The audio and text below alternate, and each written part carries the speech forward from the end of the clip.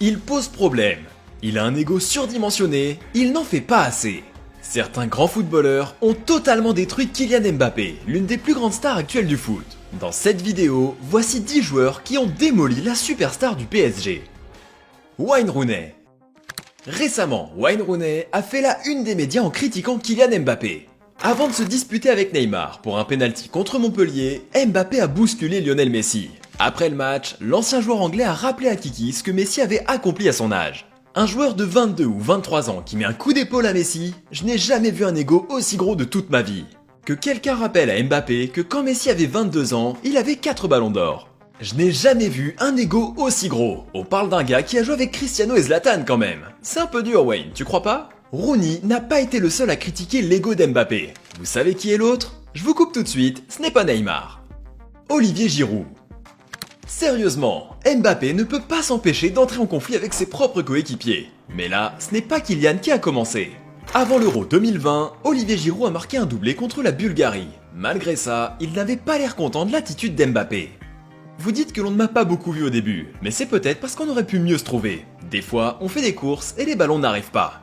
Évidemment, Mbappé a été interrogé sur les propos de Giroud, et Kylian a avoué qu'il était méprisé par son coéquipier.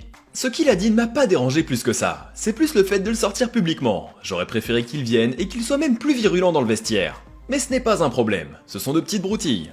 Pas étonnant que la France soit sortie en 8ème de finale. Malgré tout, Giroud a précisé à Oh My Goal que cet incident avait été exagéré par les médias. Lui, ça a duré même pas 2 jours. 2 jours après, à l'entraînement, on se trouvait les yeux fermés dans les petits jeux. Le problème n'a pas été ça, parce que je veux dire, ce que j'ai dit, c'était banal. Le problème a été tout ce tapage médiatique après et des personnes qui en ont rajouté pour chercher, entre guillemets, la merde. Un chat, un chat. Alors que l'équipe de France n'avait pas besoin de ça. Ouf, on est soulagé. Finalement, tout va bien entre les deux attaquants français. Neymar Junior. Eh oui, le penalty gate. Impossible de passer à côté. Vous êtes forcément au courant de cette histoire, Mbappé et Neymar se sont embrouillés après une histoire de penalty. Suite à ça, Neymar a liké 2 tweets très durs qui critiquaient Kylian. C'était la première fois que Neymar attaquait directement Mbappé, qu'il avait pourtant traité de clochard quelques mois plus tôt. Mais bon, dernièrement, ils se sont montrés plutôt proches sur le terrain, donc, affaire classée, on verra ça dans les prochaines semaines. Allez, on passe à la suite. Jordi Alba et Gérard Piqué. En 2021, Mbappé a détruit Barcelone. Kylian a marqué un triplé et le PSG s'est imposé 4-1 au Camp Nou. Bien sûr, ça n'a pas plu aux joueurs du Barça. C'est peut-être pour ça que Jordi Alba et Gérard Piqué se sont embrouillés avec Kiki. Après avoir hurlé à Serginho Dest de ne pas le toucher, Mbappé a fait face à Alba, qui était venu défendre son coéquipier. Comme vous le savez, Mbappé parle très bien espagnol, et il s'est servi de ça pour menacer de mort Jordi Alba. Dans la rue, je te tue, c'est ce qu'il aurait dit au latéral. Après avoir entendu ça, Gérard Piqué est devenu fou. Le Catalan lui a répondu « C'est qui que tu veux tuer ?»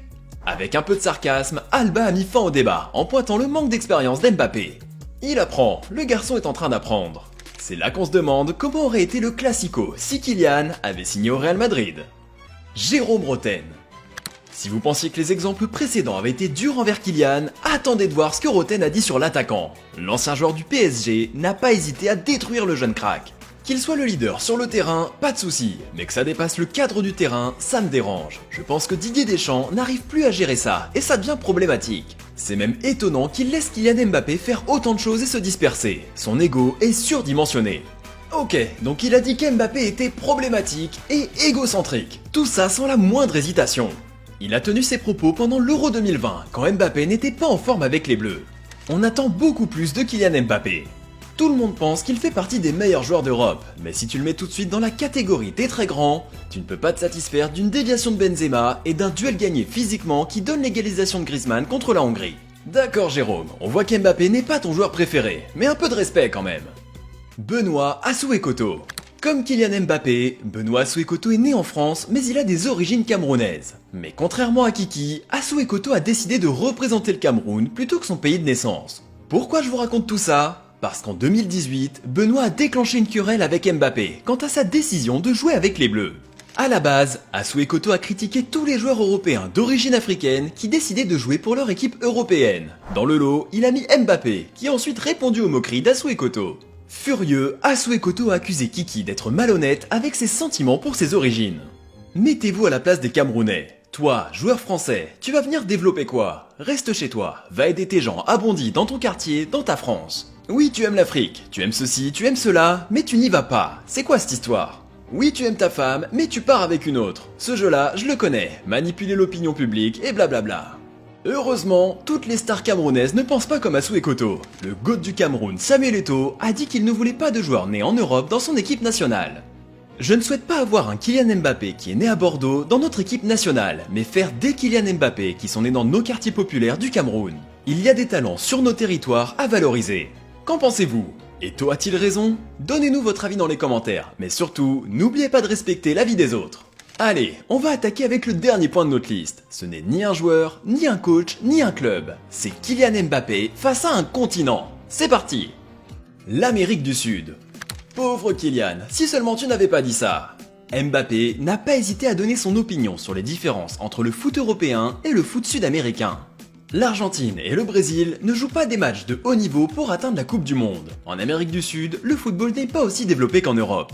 Et c'est pour ça que quand vous regardez les dernières Coupes du Monde, ce sont toujours les Européens qui gagnent. Dans ce qui semble être une tentative de reconnaître les difficultés de l'Amérique du Sud, il a pris un risque et s'est attiré la colère de tout un continent. Sébastien Abreu, légende du foot uruguayen, a répondu que Kylian avait oublié de chercher sur Wikipédia. L'ancien attaquant a dit aux Français de se renseigner sur les 9 Coupes du Monde remportées par des pays sud-américains. 5 d'entre elles l'ont été par le Brésil, et Tite, le sélectionneur de la Seleção, a aussi critiqué les propos de Kiki. Peut-être qu'il parle des matchs de Ligue des Nations ou des amicaux européens, mais pas des qualifications pour la Coupe du Monde. Avec tout mon respect, on ne doit pas jouer contre l'Azerbaïdjan. Aucune équipe ne nous permet de nous reposer. Et comme si ça ne suffisait pas, Lionel Messi a aussi répondu à Mbappé. Quand on revient d'un match de qualification, on leur dit « Tu ne sais pas à quel point ce serait difficile pour vous d'aller faire des qualifications là-bas, en altitude, dans la chaleur, au Venezuela. C'est comme ça qu'en ouvrant la bouche, on se fait des ennemis. Bravo Kylian !»